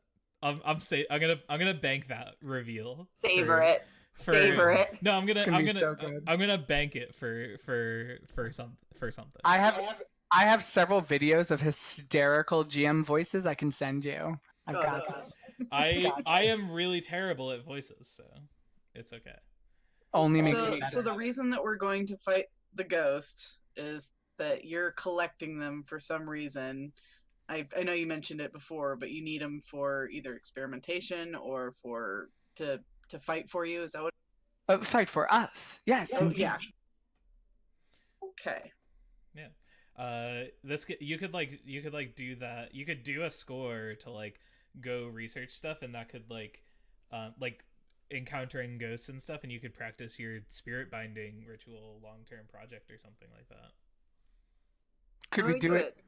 Could we do it in the next 15 minutes? We'll just walk through some tall grass and wait. Well, considering we've now talked for 5 minutes and now there's about 10 minutes left, it might be a little bit longer than that. I think we could do it. Let's do it. We could try. Quick. All right. Let's make. I grab my lightning hook and my spirit mask, and I'm out the door. Okay. Let's roll an engagement roll. So oh no, this took us like 20 minutes to set up last I'm gonna arbitrarily decide for the sake of brevity that you have 2 dice on this engagement roll because I think that's a fair average. Notes. This is for ghost busting. Do it. And it's just a fortune roll, right? Yeah. Oh. All right. So you got a 4. So you start off in a risky position. So we fade in. We finally get into the fiction after like 2 hours of talking. We fade in. So those of you still watching, the game just started. Dude, there are people that love watching people just like roll characters and like all that. Oh, other I do. stuff. I know Yeah. I'm one of them. It's just yeah. This was super fun, by the way, just talking to each other and figuring out what our crew was going to be like. So, Oh yeah. no complaints. Turns out, even if we're not actively playing the game, y'all are still fun people to hang out with, and I'm happy that I get to do it every week. It's true. All right, so the camera pans. So we pan into like a dark alley somewhere. Where is everybody? I'll let everyone kind of like position themselves. It's not like map positioning, but just like there's a dark alley. Where are you all in the dark alley? I'm probably in the front because I have my spirit mask on, and I'm like, it's this way, everyone. I sense a ghost. I'm gonna be taking rear. I'm gonna have at least one pistol drawn, and Chimney is just gonna be sweeping around the top. Okay. I'm somewhere in the front. I'm gonna be waiting and out in front, like I guess keeping watch and smoking a cigarette. Nice. Okay, yeah, so you're like kind of at the back of the alley, like keeping watch. It's like I don't want to be near this. I'm just being subtle and like I'm keeping an eye out, and if anyone comes by, I'm gonna do the whole cuckoo thing. So. Nice. Cuckoo. Carl. A random a point of order as Chimney is kind of like sweeping around. Crow, you feel the wind on your face, even though you're just standing there. Yeah, so you wanna try to use compel? Yeah, I would like to do that very much. What would you like to compel your what's your compel? Because you have to I have to have a command. I think so. So I've got a couple of items within my inventory. One of these listed items is called a spirit bottle. Mm-hmm. Is that a bottle with which I can enclose spirits? Yes. I would like to use that then. It's exactly what it's. I would. Then the fine lightning hook is. Am I to understand that I'm basically ghost fishing? Am I to understand that with this lightning hook, I'm basically just think of a lightning hook as like a like sickle? Yeah. Or a scythe? Yeah, it's kind of like a scythe. Yeah. Okay, so it's more of a weapon than it is like a utilitarian. Okay. Yeah. Got it. In either case, I would like to use compel to compel a ghost to appear, and then like close its eyes, and then I'm just gonna kind of put it in the bottle. How do I put it in the bottle? Do I just hold the bottle out like this? Just. We're gonna. I imagine it's an attuned thing. Probably. Can I do a flashback to where I studied how to do this before I came? I mean, you don't have to do a flashback. We'll just say that you know, and you know that like you can compel. So like think of compel as like the command spell in D&D. It's like the first level, like very simple. Yep. Like you can make it appear and like do a thing. But you can't just be like appear and go into my fucking and get ghost in the bottle. cage. Like get in the bottle. Yeah, that kind of command won't work. Like it's like too complex of a command, and so like you'll probably have what's the ghost equivalent of sit? It's probably just like stop or halt. Like, halt. Yeah. All right, yeah. So I'm going to first put on my spirit mask, so I'm all spooky tastic. Yeah. And then I'm gonna wield my fine lightning hook. What's your spirit mask look like? Super nondescript. Like it's just like a blank face, and it cuts off here. Nice. Crow is spooked. Right. It's spooked. Very Phantom of the Opera, just instead of half, it's it's like here instead. All right. I don't recognize 13. It's gonna evolve over time. Nice. Yeah. So you wanna use compel. So what ability would you like to use to make compel happen? Or attune, because it says you can attune to the ghost field. So yeah. All right. Angling me in that direction. Let's see. So I'm gonna attune. Ignore the clock that I just put on the. That just floated across the screen. Don't worry about that. We'll get to that later. It's risky standard, right? Yep. And then, that'll be it. Oh, okay. I'll take that. Good thing. So you do it, but there's a consequence. And right. The consequence that I'm going to give you well, I'll tell you what happens. So you like put your arms out and you like start focusing, and we get the like ghost field vision that we've seen on camera a few times. It's like that like filter of like weird ghost feel, like all the colors invert. And we see you holding your hands out, and where you're holding your hands out, we start to see a small like speck of like white light, and then we start to see little specks of light kind of like floating in on that point, and they start slow, and then they start coming more and more and more and more. And it's the glowing light starts to expand, and you see this, and you're kind of like moving your hands as it expands. You're moving your hands with it. We snap back to reality, and we see. Oop, there goes gravity. Exactly. Yeah, you fly up into the atmosphere and die. Oh god! Spaghetti falls out of your pockets. Mom's spaghetti. Exactly. That's the reference. You got the joke.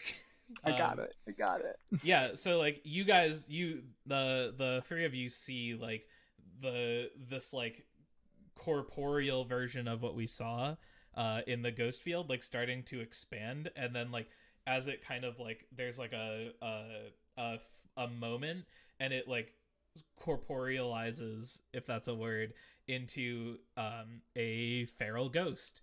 Materializes, I think is the word. Sure. Becomes corporeal. It's a fantasy world where I'm making all the rules, so corporealizes the word now. Corporealizes the word. Is totally okay. Yeah.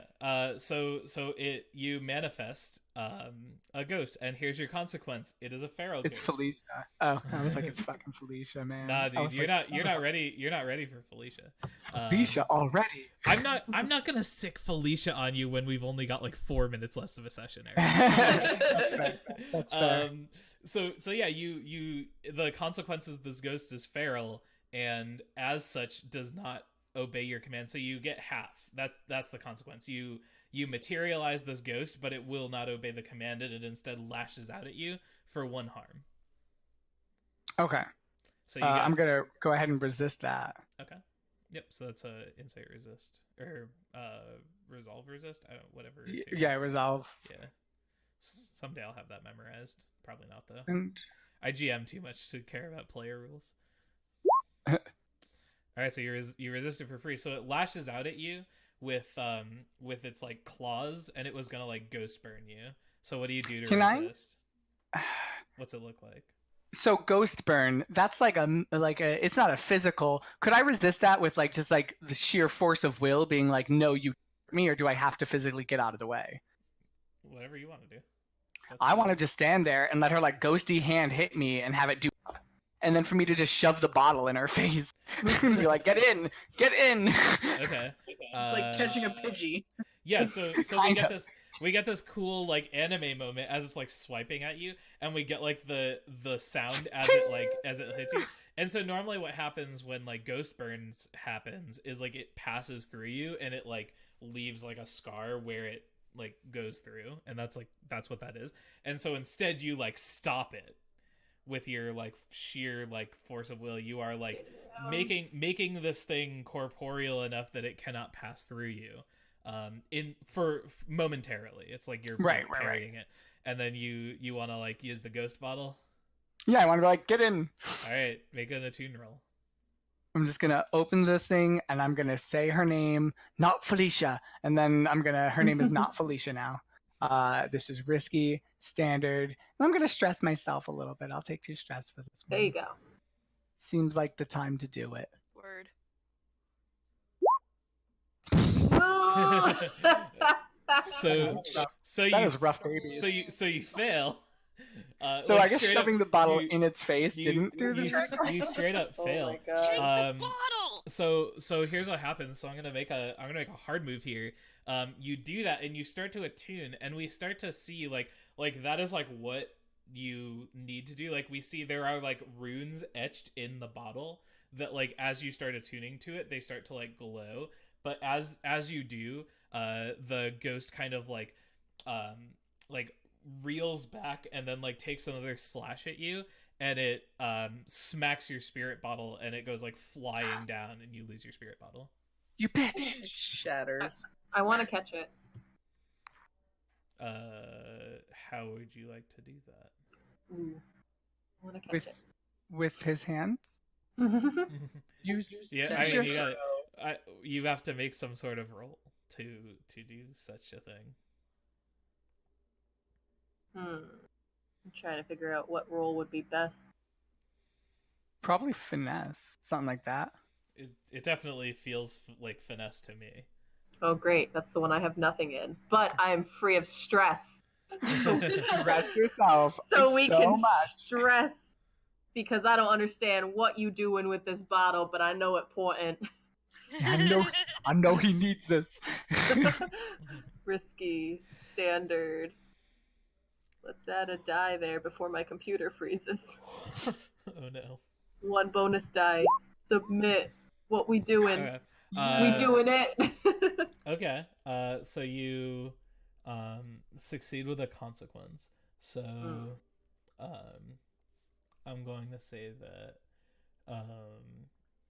you do it, but now like when you catch it, this ghost that was focused on 13 now like looks over towards you. It's almost like it knows like what you're it kind of like it figures out like what you're trying to do, and it like lunges over towards you. What do you do?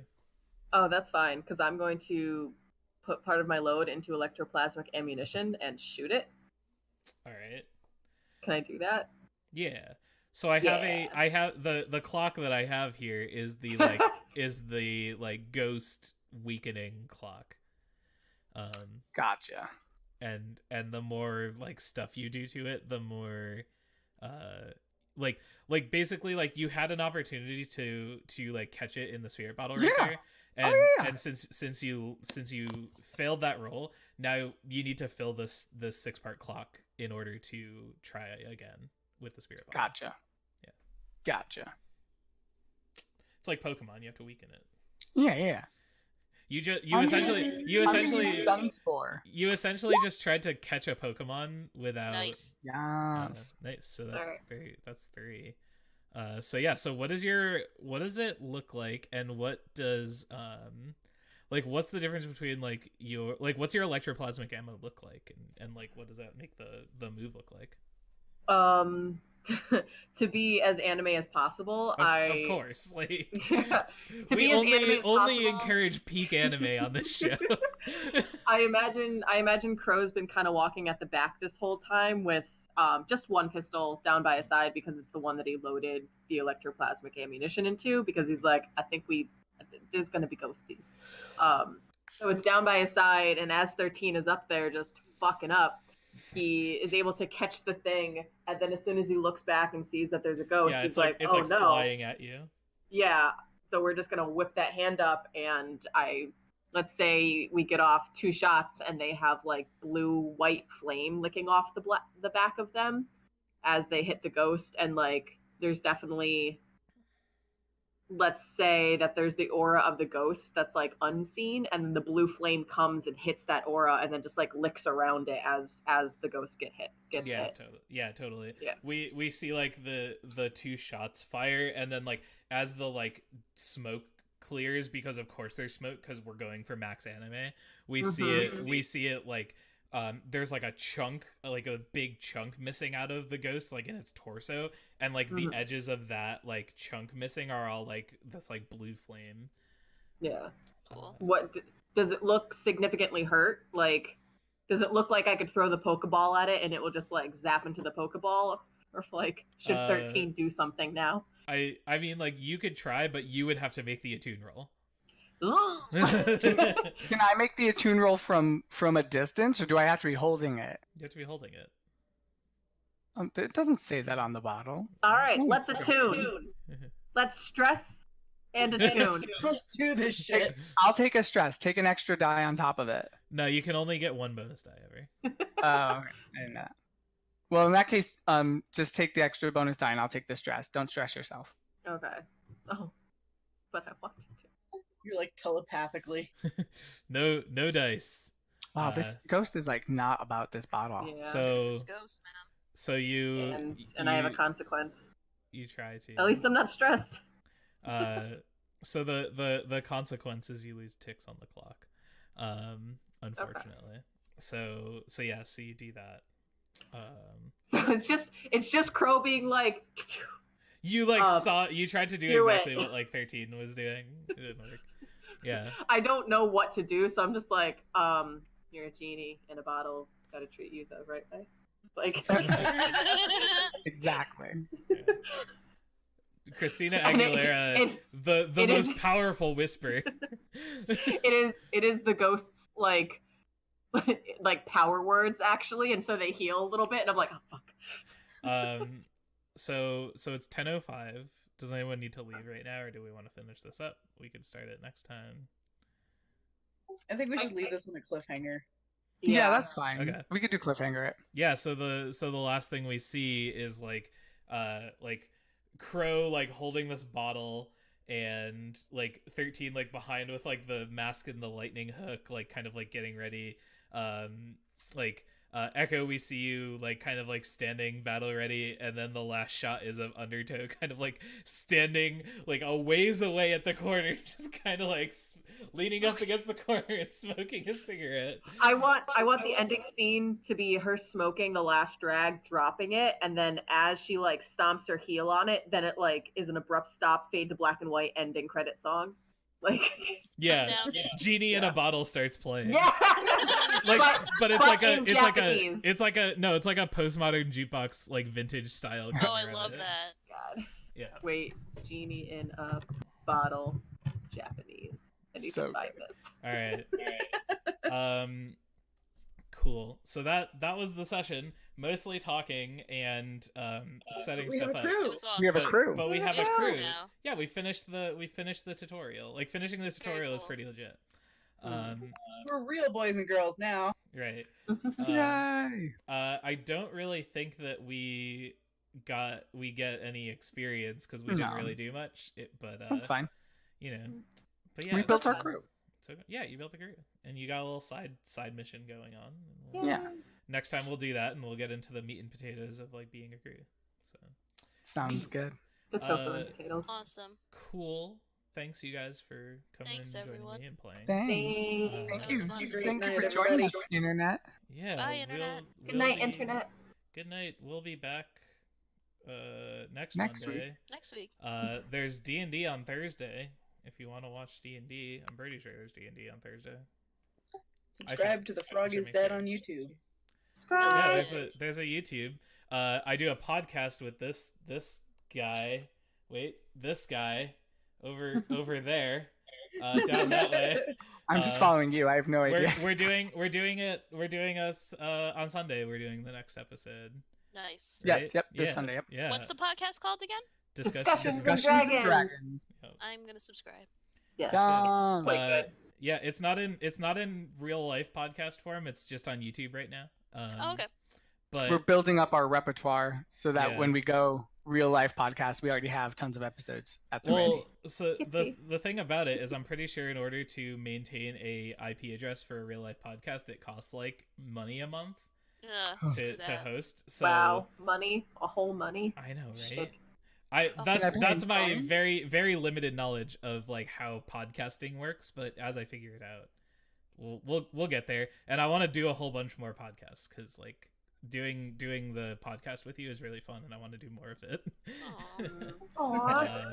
So Kitty's walking across the keyboard. so Yeah. it's- yeah, I know, I Be wish- a star too. My Ed- fucking cat was over here. yeah. Edgar says, "What's up?" Stream brought to you by all of the cats. The cats have decided it's their stream now. So Well, that's okay because D&D, like our Dragon Heist game, is a very dog-centric stream. Because my friend Jim has a Frenchie puppy that joins us, and my friend John DeBlad has 2 dogs and just got a shepherd puppy who's adorable. Oh, nice. So we do like our pre-show of Dragon Hoist is like Puppo Watch, where they have a segment where they get to talk about their puppies. So Nice. That's cute. Yeah. Anyways, goodbye, internet. Yeah. We'll see. Bye. Have a good one, Bye, everybody. internet.